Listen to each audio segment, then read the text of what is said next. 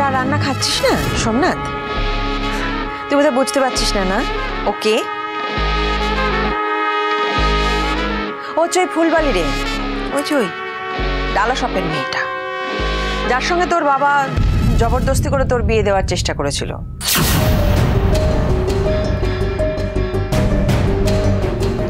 ওকে বিয়ে করে মহারাজ উদ্ধার করেছে, এই আর কি। এসব তুমি কি বলছো মা? গায়ের জ্বালা জুড়োচ্ছে, বুঝতে পারছিস না? পরিচয় যা হবার সে তো সকালেই হয়ে গেছে। তাছাড়া তোমার নাটকটা এবার না একটু বেশি লম্বা হয়ে যাচ্ছে, আরো ভালো লাগছে। তোমার তো দেখতে পাচ্ছি সৌজন্যবোধটুকুও নেই। বাড়ি থেকে কি কিছুই শেখায়নি নাকি? এসব তুমি কি বলছো পূর্ণিমা? সোমনাথ যে তোমার বড় ভাসুর, তাকে যে একটা প্রণাম করতে হবে এটা তোমাকে শিখিয়ে দিতে হবে বুঝি।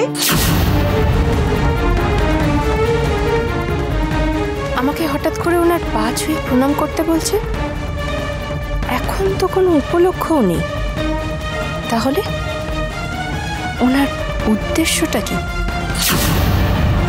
গতকাল রাতে তোমার বড় ছেলের গালে যে থাপ্পড়টা বসিয়েছিলাম সেটা বোধহয় ও বলতে ভুলে গেছে তোমাকে, তাই না? আমি থাকলে পরে তুমি আর মহারাজ আমার সোমনাথের গায়ে হাত দেবার সুযোগটা পেতে না। কি হলো? কি বললাম তোমায়? কথা কানে গেল না? শুনতে পেলে না? প্রণাম করতে বলছি তো। তোমার কথায় আমি আর নাথ বউ হেসেছি, তার শোধটা তুলতে চাইছো তাই তো? তুমি কি ভেবেছো আমরা কিছুই বুঝি না? শোধ তোলার জন্য সামান্য প্রণাম করতে বলবো কেন মা? পা ধুতে বলতাম। অবশ্যকে ধুতেই হতো যদি বিয়েটা হতো। যাক, এখন সব কথা বলার কোনো অর্থ নেই। বিয়ের পরে ভাসুরকে প্রণামটা করার সুযোগ পাইনি, সেই জন্য বললাম প্রণাম করতে। কতবার একটা কথা বলতে হবে তোমাকে?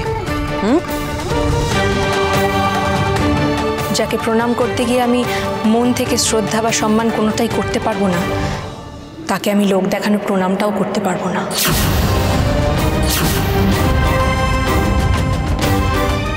তাই তো মন থেকে তো আমিও তোমাকে মেনে নিতে পারিনি, কিন্তু সহ্য করতে হচ্ছে তো। আপনার মেজো ছেলে আমাকে বিয়ে করে এই বাড়িতে এনেছে, কিন্তু যতটুকু শুনেছি উনি তো আমাকে বিয়ে করবেন বলেছিলেন টাকার বিনিময়ে, আর সেই টাকা পাওয়ার পর উনি বিয়ের দিন পালিয়েও গিয়েছিলেন। এরকম দায়িত্ব জ্ঞানহীন লোককে আর যাই হোক সম্মান করা যায় না। চুপ, একদম চুপ। এত বড় স্পর্ধা তোমার? সত্যি কথা বলতে স্পর্ধার প্রয়োজন হয় না। আমি নিজে কানে যেটা শুনেছি সেটাই বলেছি।